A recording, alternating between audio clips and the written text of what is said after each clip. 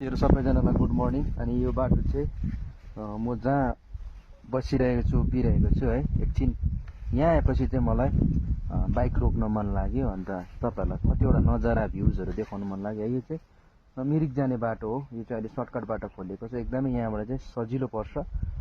त्यही हो, अलिकति नयाँ ड्राइभरलाई चाहिँ साह्रो पर्छ। अप छ, एकदम ज्यादा अप छ है।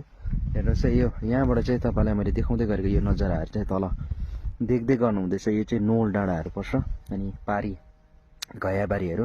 म जानु पर्थ्यो त्यो बाटो गएको भए चाहिँ मलाई लामो पर्थ्यो त्यताबाट, तर म चाहिँ यो सर्टकट बाटो आइरहेको छु। हेर्नुहोस् है, यो बाटो आउनुभयो भने चाहिँ हेर्नुहोस् यति राम्रो राम्रो भ्युजहरू देख्न पाउनुहुन्छ। परनिरै देख्नु होला, त्यहाँ पहिला 8 जुलाईको त्यो के अरे ल्यान्डस्लाइड भएको जग्गाहरू छ, त्यहाँ एकदमै भिड हुँदो रहेछ। अहिले मैले आउँदै गर्दाखेरि त्यहाँ धेरै थुप्रै पर्यटनहरूलाई देखेको थिएँ है। हेर्नुहोस् है, एकदमै दामी छ जग्गा। अब म यहाँबाट चाहिँ म चाहिँ माथि फगडीतर्फ जाँदैछु है साथीहरू।